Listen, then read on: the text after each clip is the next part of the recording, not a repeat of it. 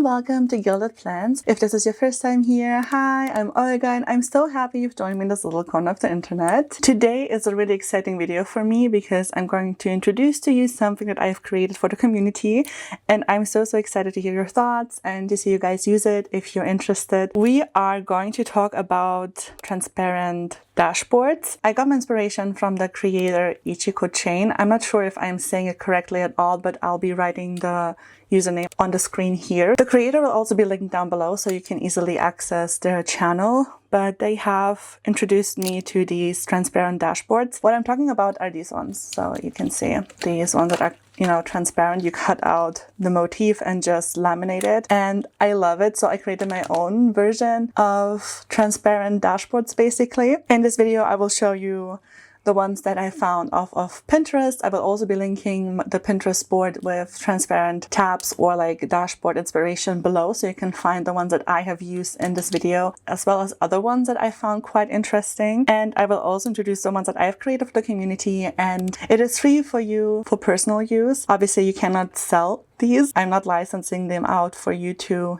do anything commercial with them. You can only use them for personal use in your planners and stuff like that, but not sell the patches. I think that is self-explanatory. But yeah, I'm so excited to introduce everything to you right now. And I've spent the last few days creating these patches, and you will find the Google Drive link below. You will either be able to download all of them as a zip folder, or you can just download them individually. So I'm really excited. So as I've mentioned, I have started by downloading some motifs off of Pinterest and then cutting them out and laminating them. I'm going to show you some that I have found on Pinterest that I love and that I'm also going to use in my personal setup. The first one is the swan. Another one that I have already been using is this button. I think this is quite funny. I don't know, it's hilarious. And then another one is this one, improve your image, be seen with me. I have created my own variation of this one because I thought it was so iconic. Some other motifs that I have found quite interesting are these ones. So I have this one with the three women dancing. This one, which I find quite darling. As you can see, the tunnel of love swan ride. I also got this one, this eye, this button. I think it's quite funny. Then I have this one, and I thought it would be fun to write on it with like a non-permanent marker, right? So you can write your text and then remove it and stuff like that. Have it as a to-do list or as a reminder or as some other inspirational quotes, whatever you want to put on them. Then I also have this one, feminist. And this cat as well, which I find quite cute. This one was also fun. I love that one. And this is also one of the ones that I have already printed out for me and cut and prepared. So if you like any of these motifs, you will find them in the Pinterest board, which will be linked below in the description. I've also prepared some of the patches that I have created, which are these ones. I think they're quite cute. So I love swans, which is why I had to create this. Here are some that I have already done and printed out for myself. This one obviously is not something you'll be able to download, but it's one that I have done for myself. I really love this one. Sorry if you're hearing people outside screaming. I think I'll close the windows. The windows are closed now. I really love these patches. I have created a bunch of them. They all come in 4 colors. It's green, black, red, and blue, as you see here. Each patch that I've created comes in all 4 colors, so you can choose and pick the color that you like the most. I will be inserting all the motifs right here so you can see all the ones that are out there for you to use. Obviously, again, only for personal use. Please do not sell my designs anywhere online. That's not what they're there for.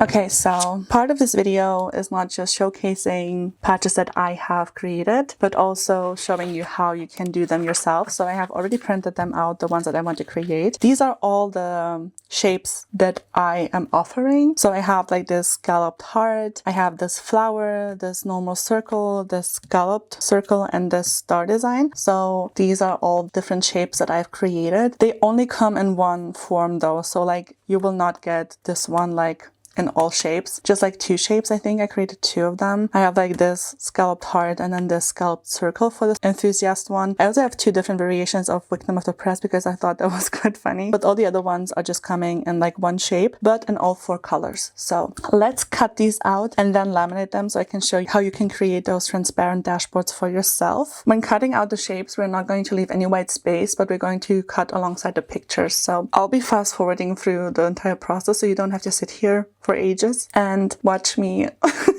cut out these things in slow motion. So yeah, see you on the other side.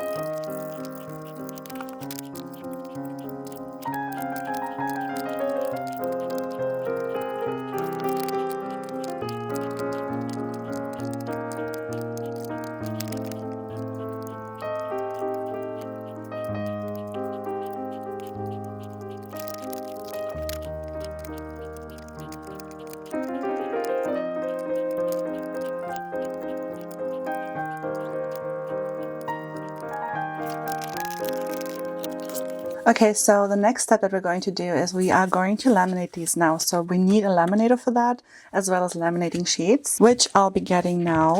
These are the laminating sheets that I'm using. I love these. They are glossy. I think there are also matte ones out there, but I do enjoy the glossy ones the most. I think I need about 2 because I can fit on this A4 sheet about 4 of them. So 2 should be enough, I think. And the laminator is already preheated and ready to go. So we are going to put in the patches and then laminate it quickly. So when you put in the patches, keep in mind to leave space so you can punch in the holes. I always make sure that I have enough space when I open them up. So I'm opening up like this, and then I try to give them a lot of space on the left side so I can punch in the holes afterwards. So again, I always put about 4 of them. See here, I'm keeping a lot of space so it fits once we cut this out and work with it. So here we go. I'm gonna fast forward the second sheet so you don't have to watch it in real time. So see you on the other side.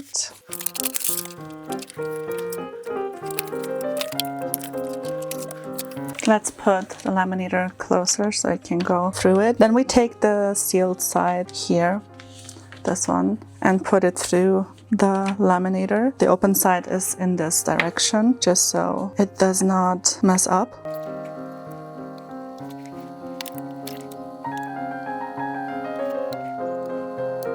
Now we do the other one.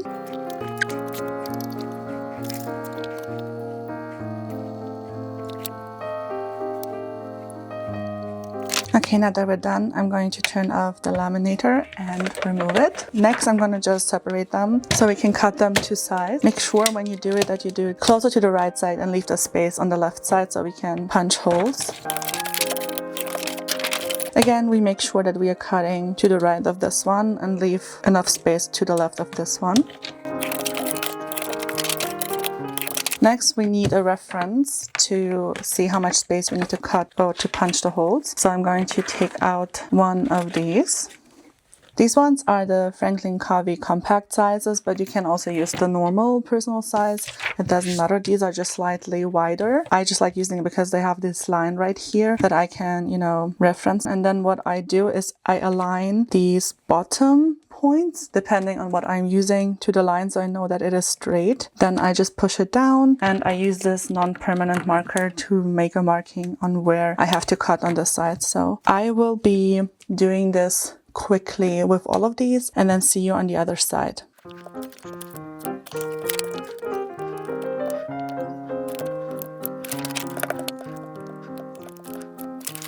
When it comes to the hearts, I use the top points and not the bottom point to align it, so I know it's straight.